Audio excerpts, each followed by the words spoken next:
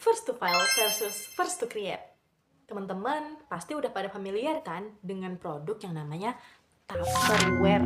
Itu tuh botol minum kesayangan emak kalian yang sering kalian hilangin itu. Tapi kalian yakin produk itu namanya Tupperware?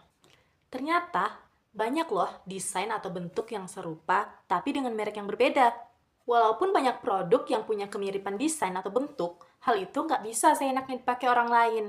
Karena semua itu udah diatur pada hak desain industri.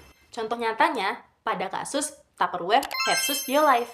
Waktu itu awal mula masalahnya, pihak BioLife mendaftarkan desain botol minum yang serupa dengan Tupperware ke DJKI. Tapi dia bisa tuh dapat sertifikat desain industrinya.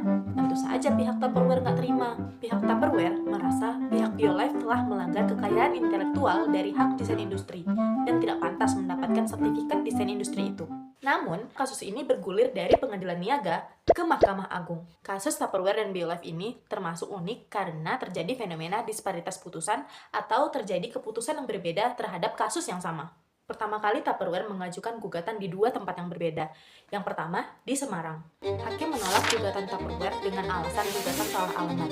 Hakim beranggapan seharusnya Tupperware menggugat langsung produsen utama, bukan penjual yang sebagai distributor. Gugatan yang kedua diajukan pihak Tupperware ke Pengadilan Niaga Surabaya. Namun tetap saja gugatan dari pihak Tupperware ditolak. Tidak terima kalah begitu saja, pihak Tupperware mengajukan gugatan kasasi ke Mahkamah Agung pada tahun 2017. Nah, di sini nih letak uniknya. Kali ini pihak Tupperware memenangkan kasus di Mahkamah Agung dengan beberapa alasan putusan hakim. Yang pertama, produk BioLife terbukti tidak memiliki kebaruan atau novelty.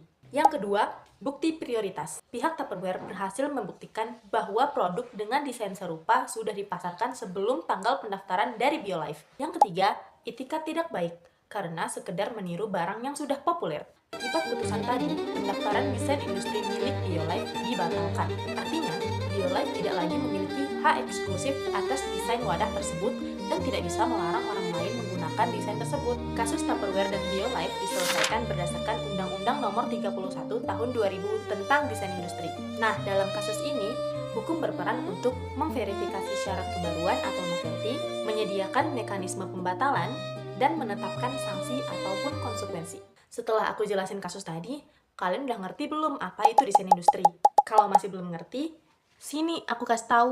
Jadi, desain industri itu adalah suatu kreasi tentang bentuk, konfigurasi, ataupun komposisi visual dalam bentuk 2 dimensi maupun 3 dimensi yang memberikan kesan estetis dan menghasilkan produk barang. Lalu, apa sih hak desain industri itu?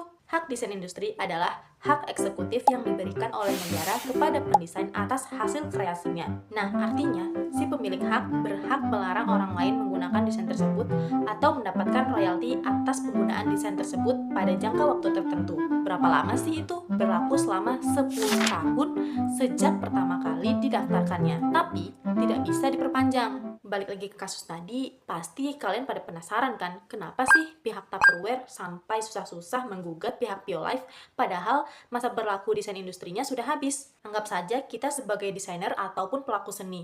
Memangnya kita rela melihat desain yang kita hasilkan dengan jerih payah diklaim begitu saja oleh orang lain?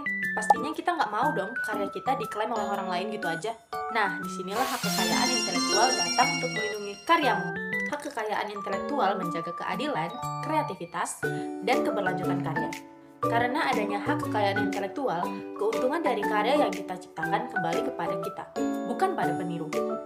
Sehingga kita semakin terinovasi untuk berkarya karena merasa karya kita dilindungi. Kasus dari Tupperware dan BioLife tadi membuktikan bahwa pendaftaran hanyalah di atas kertas, tapi kebaruan adalah jati diri dari seorang desainer. Jadi, mari kita refleksikan komitmen kita pada inovasi. Jadikan inspirasi, bukan replika.